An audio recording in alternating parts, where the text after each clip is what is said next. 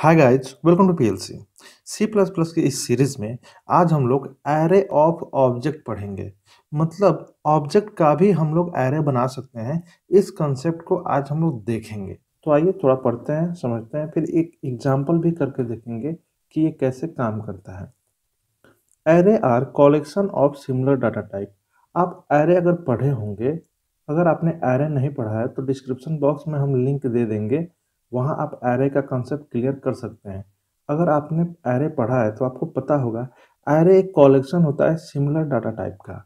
मतलब क्या, एक से ज़्यादा डाटा स्टोर करता है एरे, लेकिन वो सारा डाटा एक ही डाटा टाइप का होता है। वो सारा या तो इंटीजर होगा, या फ्लोट होगा, या कैर होगा। इस चीज़ को ऐसे समझिए, इंट ए ये एक नॉर्मल वेरिएबल है, तो ये डाटा स्टोर करता है, बस एक ही डाटा स्टोर करेगा। कुछ भी एक डाटा इंटीजर टाइप ये स्टोर करेगा। तो ये तो नॉर्मल वेरिएबल हो गया। और जब हम एरे बनाते हैं, आपको पता होगा एरे बनाने के लिए हमें क्या चाहिए, साइज। अगर हम यहाँ साइज देते हैं 5, तो ये एक खास तरह का वेरिएबल हो गया। हालांकि एरे भी एक वेरिएबल ही है, लेकिन एक खास तरह का वेरिएबल हो गया जिसके पास बहुत सारा डाटा स्टोर करने की कैपेसिटी होती है, जितना हम लोग इसके अंदर डिफाइन कर देते हैं। हमने यहाँ 5 साइज दिया है, तो ये 5 डाटा स्टोर कर सकता है। तो ये जो डाटा स्टोर करता है, ये कंटिन्यूअस मेमोरी लोकेशन पे करता है। मतलब लगातार इसके लिए मेमोरी एलोकेट कर दिया जाता है, और नाम सबका एक ही रहता है, लेकिन हर एक इंडेक्स को आइडेंटिफाई करने के लिए 0 से स्टार्ट किया जाता है। 0 1 2 3 4, ये आगे भी जा सकता है अगर साइज ज़्यादा रहे तो ये 5 डाटा को स्टोर करके रख सकता है, लेकिन सारे डाटा सिमिलर डाटा टाइप के ही होंगे। ठीक है, चलिए आगे पढ़ते हैं। Array can be of any data type, including user-defined data type created by struct और class। देखिए, array आप किसी भी डाटा टाइप से बना सकते हैं।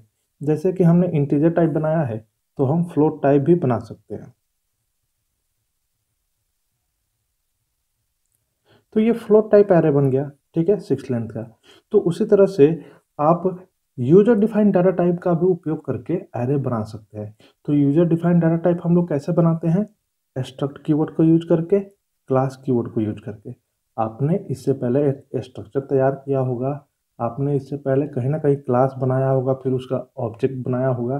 तो जो ऑब्जेक्ट होता है वो क्या होता है एक्चुअली में, ऑब्जेक्ट जो भी क्लास होता है ना, क्लास का यूज करके जो भी हम लोग क्लास बनाते हैं, तो उसी क्लास का एक टाइप का वेरिएबल होता है ऑब्जेक्ट। हम बोल सकते हैं क्लास टाइप का वेरिएबल ही एक होता है ऑब्जेक्ट। आइए इस चीज को ऐसे समझते हैं। ये आपके सामने एक दिख रहा है क्लास। ये क्लास का नाम क्या है, प्लेयर। और क्लास के अंदर हम लोग क्या कर सकते हैं, कुछ मेंबर वेरिएबल बना सकते हैं, कुछ मेंबर फंक्शन बना सकते हैं। तो आप देखिए यहाँ पे मेंबर वेरिएबल दो है, एक का नाम है नेम, दूसरे का नाम है एज। और इस मेंबर वेरिएबल में डाटा इनपुट करने के लिए आपको कुछ फंक्शन चाहिए, फिर उसे शो करने के लिए भी कुछ फंक्शन चाहिए, और उस पर किसी तरह का ऑपरेशन परफॉर्म कर रहे हैं तो उसके लिए भी आप एक दो फंक्शन दे सकते हैं। तो हमें यहाँ समझना है ऑब्जेक्ट का एरे कैसे बनाएंगे, ये चीज को हम लोग यहाँ पे देखेंगे। तो आइए पहले इस चीज को समझते हैं कि अगर किसी क्लास का ऑब्जेक्ट बनाते हैं तो क्या होता है। तो प्लेयर, हमें क्या लिखना होता है, क्लास का नाम और ऑब्जेक्ट का नाम लिख दीजिए, आप कुछ भी लिख सकते हैं जैसे कि पी। तो इतना लिखने से एक्चुअली एक ऑब्जेक्ट तैयार होता है, और उस ऑब्जेक्ट के अंदर जो भी मेंबर वेरिएबल होता है वो भी बन जाता है। तो ये नेम हो गया और ये एज हो गया, हम शॉर्ट में लिख दिए एन और ए।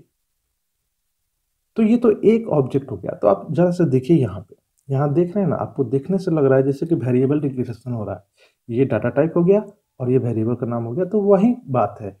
आप बोल सकते हैं कि प्लेयर डाटा टाइप का ये वेरिएबल है पी, लेकिन ये data type user defined data type है, क्लास के द्वारा बनाया गया है।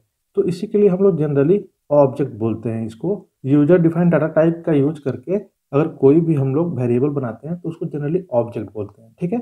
अब हमें क्या करना है, इसी ऑब्जेक्ट का एरे बनाना है।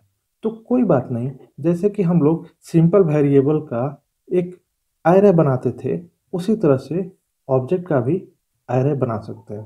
तो उसके लिए क्या लिखना होगा, कुछ नहीं लिखना होगा, डाटा टाइप लिखिए, मतलब कि क्लास का नाम लिखिए, और आप p भी नाम दे सकते हैं एरे का और साइज दे दीजिए। तो हम यहाँ साइज देते हैं 4। हो गया, एरे बन गया। हाँ, तो ये एरे देखने में कैसा होगा? ऐसा होगा।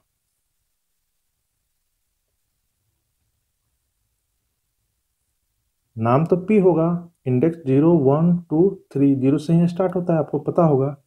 और सबके अंदर दो दो मेंबर वेरिएबल होंगे ही। एकदम ठीक इसी का कॉपी 4 बन जाएगा, लेकिन लगातार कंटिन्यूअस मेमोरी एलोकेशन पे ये एलोकेट होगा, क्योंकि एरे का ये रूल है। ठीक है, आइए अब थोड़ा सा जो बचा है उसको भी पढ़ते हैं। We can also create an array of object. हम लोग एरे ऑफ ऑब्जेक्ट बना सकते हैं। The array element are stored in continuous memory location. और जो भी एरे का एलिमेंट है, मतलब इसे हम बोल सकते हैं 4 एलिमेंट 1 2 3 4, ये कंटिन्यूअस मेमोरी एलोकेशन पे एलोकेट होते हैं। लगातार इनके लिए मेमोरी एलोकेट कर दिया जाता है। तो एक हम लोग प्रोग्राम बनाते हैं, इस चीज़ को रन कराते हैं, फिर वहाँ पे काफ़ी कुछ क्लियर हो जाएगा। तो आइए हम लोग कोडिंग करते हैं। तो चलिए, हमने क्या किया, एप्लीकेशन खोल लिया है कोडिंग करने के लिए। हमें यहाँ पे क्या करना है, ऑब्जेक्ट का एरे बनाना है। ठीक है, मतलब एरे ऑफ ऑब्जेक्ट बनाना है। तो उसके लिए क्लास तो चाहिए ना, तो पहले हम लोग क्लास बनाते हैं। तो क्लास का नाम आप कुछ भी दे सकते हैं, तो हम प्लेयर नाम से ही हम लोग बनाते हैं। क्या करते हैं, प्लेयर नाम से ही बनाते हैं। क्लास प्लेयर, और इसके अंदर हम लोग क्या करेंगे, प्राइवेट सेक्शन में 2 वेरिएबल बनाएंगे, एक नेम के लिए और एक एज के लिए। ठीक है, 2 वेरिएबल बन गया। और इसके अंदर हम लोग क्या कर सकते हैं, पब्लिक सेक्शन में कुछ फंक्शन बना सकते हैं ताकि इसमें इनपुट ले सकें। तो चलिए हम लोग फंक्शन बनाते हैं। गेट डाटा ही नाम दे देते हैं हम अपने फंक्शन का। और इसमें हमें क्या करना है, यूजर को एक मैसेज देना है, एंटर नेम, सी इन कर लेना है, फिर सी आउट करना है। एक एज के लिए भी मैसेज देना है, इंटर एज, सी इन एज। चलिए, ये एक फंक्शन हो गया जो इनपुट लेगा मेंबर्स वेरिएबल के लिए। अब एक और बनाते हैं हम, शो करके। ये क्या करेगा, डाटा को जस्ट शो कर देगा, इससे ज़्यादा कुछ नहीं करना है। ठीक है, तो शो करने के लिए हम क्या करेंगे, सी आउट लगाएंगे और यहाँ लिखेंगे नेम इक्वल टू नेम दिखा देना है। तो एक्चुअली ये मैसेज है, तो डबल कोट के अंदर होना चाहिए, नेम इक्वल टू, यहाँ पे नेम वेरिएबल का नाम है। लाइन चेंज करने के लिए इंड एल हम यूज कर लेते हैं ताकि आउटपुट मेरा थोड़ा सा अच्छा आए। एज इक्वल टू,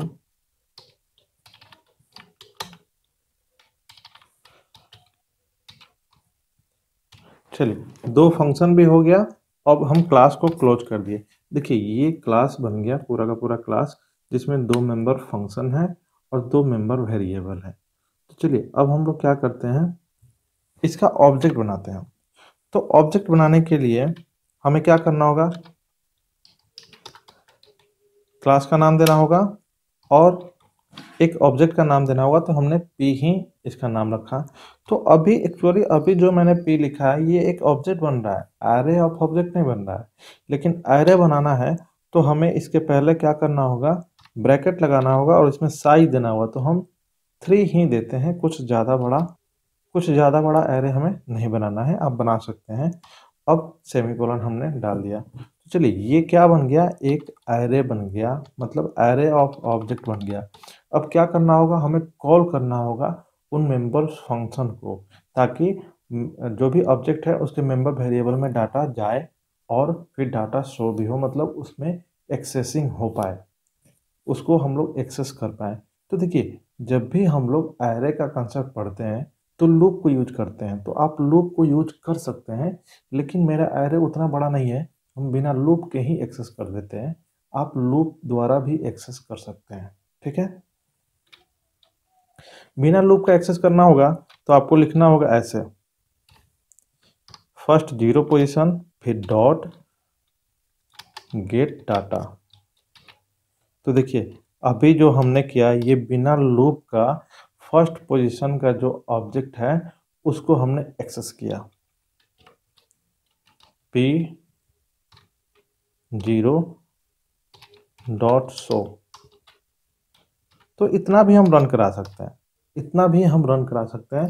तो इससे क्या होगा कि मेरे जो भी एरे ऑफ ऑब्जेक्ट है उसमें 3 एलिमेंट है, तो 2 एलिमेंट से हम काम नहीं ले रहे हैं, बस फर्स्ट एलिमेंट से ही काम ले रहे हैं। तो चलिए पहले हम लोग इतना रन करा कर देखते हैं। तो चलिए देखिए ये आपसे नाम मांग रहा है, तो हम नाम सिंपल नाम देते हैं जैसे कि राम, और एंटर किया। फिर उसके बाद आपसे एज मांग रहा है, नाम लेने के बाद एज मांग रहा है, तो मैंने दिया 23। तो देखिए आपसे नाम भी लिया और एज भी लिया और उसे प्रिंट भी कर दिया। इसका मतलब ये प्रोग्राम काम कर रहा है, हमने एक एरे ऑफ ऑब्जेक्ट बना लिया है अच्छी तरह से। तो चलिए ये पूरा का पूरा कंसेप्ट है कि आप ऑब्जेक्ट का एरे बना सकते हैं, मतलब एरे ऑफ ऑब्जेक्ट कर सकते हैं।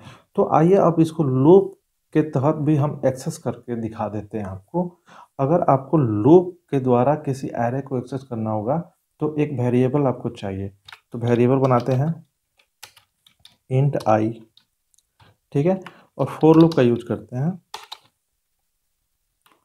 फोर लूप के अंदर आपको क्या करना होगा, आई को इनिशियलाइज करना होगा 0 से, फिर आई लेस देन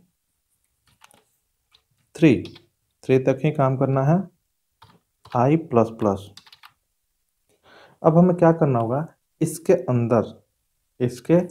अंदर हमें ये सारा कोड डाल देना होगा नीचे वाला लूप के अंदर, लूप के बॉडी के अंदर। तो यहाँ लूप का ओपनिंग कर्ली ब्रेसेस और लूप का क्लोजिंग कर्ली ब्रेसेस नीचे, ठीक है। और अब इसके अंदर बस आप आई लिख दीजिए, प्रोग्राम आपका कंप्लीट।